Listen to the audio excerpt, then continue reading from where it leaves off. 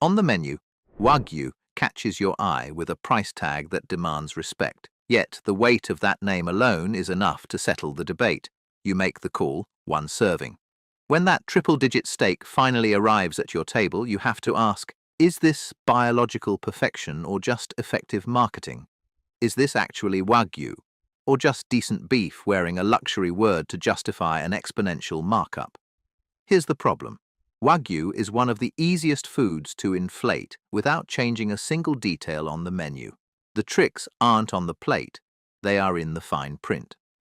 Today, we're going to find out what Wagyu really is, exactly how the concept gets stretched, and the warning signs that can prevent you from paying a premium for a label. Stay curious about the simple things. This is QC Project Simple Thing.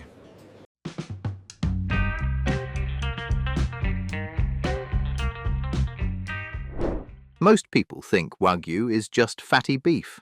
They are wrong. This is the first and most dangerous misconception.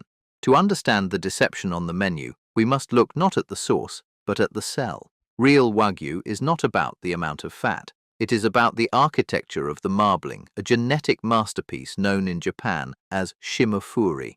This brings us to what Wagyu actually is. Literally, it means Japanese cattle. It isn't a cooking style, and it isn't automatically a guarantee of flavor. It is a biological promise, a specific lineage raised under a system of total, almost obsessive standards. This precise management of genetics and feed, measured on the ruthless 1 to 12 BMS scale, is what creates that famous velvet texture. But there's a secret in the chemistry. Real Wagyu is packed with oleic acid, making the fat melt at a temperature lower than the human body. Then there's Kobe. It's often thrown around like a synonym, but Kobe actually sits inside the Wagyu family. It is an elite subset, a much narrower and more exclusive category tied to a single region and an unyielding set of rules. Think of it like champagne. All champagne is sparkling wine, but very little sparkling wine earns the right to be called champagne. Wagyu is a real thing with a rigid scientific definition. But the moment it leaves Japan, that definition becomes dangerously flexible. Wagyu didn't conquer the world because it was loud, it conquered the world because it was a secret. For decades, this beef culture remained a Japanese treasure hidden behind limited exports and obsessive tradition. But as the internet era ushered in a global hunger for premium experiences, Wagyu was transformed from a biological definition into a powerful shorthand for status. This is where the transition happened. Wagyu stopped being a set of rules and started being a brand. And once a word becomes a brand, it begins to do the heavy lifting for the kitchen. It sells the dish before the first bite. It upgrades the narrative. It signals that you've arrived. Strangely, it even tricks our brains into feeling healthier, because we've been conditioned to believe that premium is synonymous with better. This psychological allure is exactly why the word is so tempting to stretch. The deception isn't usually a grand conspiracy. It's more ordinary. It lives in the loose language of a menu, the thinning of standards, and a consumer who lacks a mental checklist. When everyone wants a piece of the miracle, the definition is the first thing to be sacrificed. If you think you can spot a fake Wagyu just by looking at the plate, you've already fallen for the first trap. Wagyu is a prime target for deception because it thrives in the gap between our expectations and our biology. The problem is what psychologists call the halo effect. When we see a word like Wagyu, our brains pre-sell us on the experience. We expect it to be tender, so we perceive it as tender, even if the beef was just a well-fed Angus or a chemically softened cut. Unlike a fake Rolex, you can't open the movement of a steak. Tenderness can be engineered, marbling can be mimicked. This sensory confusion is the engine behind a massive distortion in supply and demand.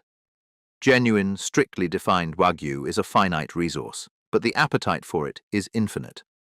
When a word's value outpaces its reality, three things inevitably happen.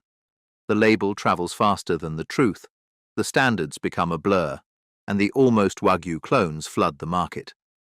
When we say Wagyu isn't always Wagyu, We aren't just talking about fake meat. We're talking about a linguistic drift where you're paying for a masterpiece in your head but receiving a clever imitation on your plate.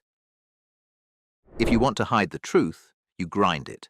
This is the burger problem, the ultimate place where the word Wagyu does more work than the meat itself. In the kitchen, the meat grinder is where identity goes to disappear. When you see a Wagyu burger on a menu, your mind envisions a purebred masterpiece. But the reality is often a game of percentages. It's the blending problem, taking a few scraps of Wagyu fat and mixing them into a mountain of regular industrial beef. Legally, they can use the name. But biologically, the soul of the fish, or in this case, the cow, is gone. Once the muscle is broken down, your eyes can't see the marbling, and your tongue can't tell the difference between a high-grade lineage and a clever mix of fat and fillers. It isn't a grand conspiracy, it's just how language is used to inflate a price tag. A Wagyu blend is often just common beef wearing a tuxedo. The question isn't whether there's Wagyu in your burger, it's whether there's enough of it to actually matter. In the luxury dining world, Kobe has been kidnapped. It's no longer a biological fortress, it's been downgraded into a mere vibe. You see it floating on menus tucked between words like smoky or crispy, Kobe style, Kobe inspired, or just Kobe, standing alone without a shred of context. This is a semantic smokescreen. Real Kobe isn't a feeling, it's an unyielding certification tied to one specific region and one specific strain of cattle. But restaurants know that the word carries more weight than the meat itself. By using it loosely, they are actually telling you the truth in a sideways way. You aren't paying for a pedigree, you're paying for a psychological association. You're buying the shadow of a legend to justify a luxury price tag, while the actual miracle stays behind the borders of Japan. In a restaurant, the most expensive ingredient isn't the beef, it's the silence. There is a gap between what the supplier sells, what the chef prints, and what you imagine. And in that gap, nobody stops to define the truth. Think about it. A grocery store is a world of strict labeling laws, but a menu. A menu is a piece of creative writing. The supplier sells Wagyu. The restaurant prints Wagyu. And you, the customer, immediately envision Japanese A5 luxury. Everyone wins in this chain of convenience. The chef isn't necessarily lying. He's just using the language the market recognizes. The inflation happens organically, without a single person in the room feeling like they've done something wrong. You aren't just buying a steak, you're buying a story that is legally vague but emotionally expensive. It's a game of whispers, where the definition is the first thing to be sacrificed for the sake of the sale. Let's be clear, Wagyu fraud isn't a physical threat. It won't poison you. But it does something more subtle. It assassinates your trust. The danger of a stretched definition isn't in the calories. It's in the story that never arrived. When you pay a premium for Wagyu, you aren't just buying protein. You are investing in a specific expectation. If the word does the selling but the meat fails to deliver, you haven't just lost money. You've been priced into a narrative that doesn't exist. But there's a deeper issue here: transparency. For many, the choice of beef is a personal boundary, dictated by diet, ethics, or even medical necessity. When a menu becomes creative with its origins, you lose the most fundamental power a consumer has: the ability to choose with confidence. You don't need to fear the word Wagyu. You just need to stop treating it like a blind guarantee. Because in the end, the most expensive thing on the plate isn't the fat, it's the truth they didn't tell you. You don't need a PhD in bovine genetics to spot a fake. You just need to listen to what the restaurant isn't saying. Think of these as your internal red flags, 3 instincts to protect your palate and your pocket. First, the Kobe smokescreen. In the world of premium beef, Kobe is a fortress of certification. If a menu uses it as a vague adjective, Kobe style or Kobe inspired, without a shred of context, the legend simply doesn't exist on that plate. Real Kobe is tied to a specific region and strain. If they can't show you the pedigree, You're buying an echo, not a steak. Second, the grinder shield. Ground beef is where identity goes to die. A kitchen truly proud of its Wagyu will offer details, the farm, the percentage, or the grade. If the menu just leaves the word Wagyu hanging there alone on a burger, assume the label is doing more work than the meat. Remember, real Wagyu fat melts at room temperature.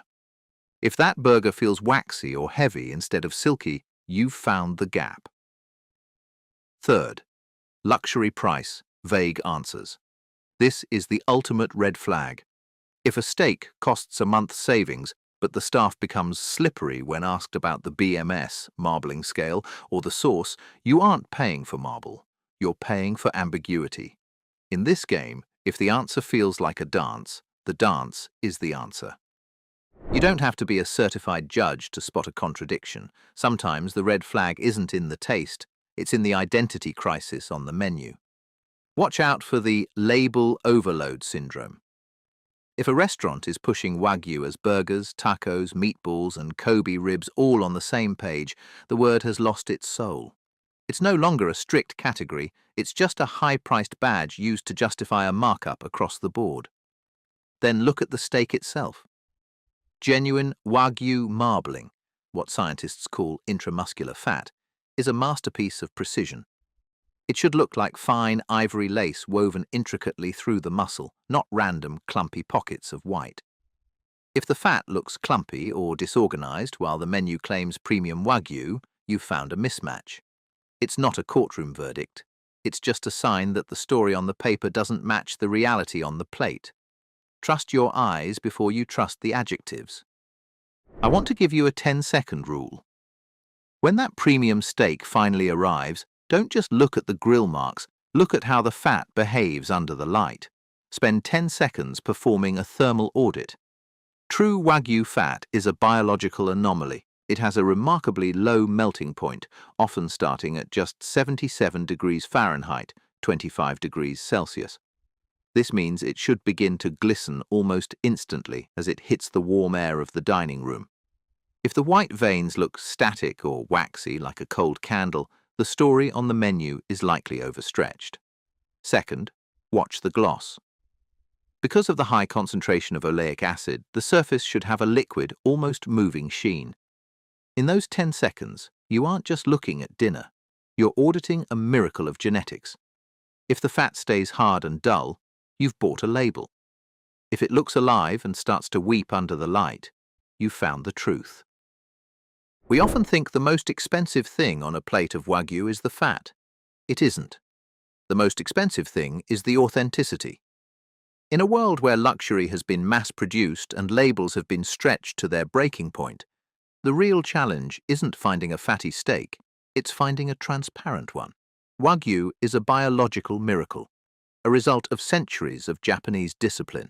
But when we accept Kobe vibe, or Wagyu-ish, without asking questions, we aren't just losing money, we are devaluing the very craft that made the meat special in the first place. True luxury shouldn't require a leap of faith. It should be backed by a pedigree you can see. If you enjoyed this journey of the Wagyu deception, tell us in the comments what simple thing we should explore next. Your idea might become our next episode. Edward here. This is QC Project Simple Things. Thanks for watching. Subscribe and turn on notifications so you don't miss the simple things in everyday life. Because what you see is never the whole story. There's always something deeper beneath the surface. See you in the next one.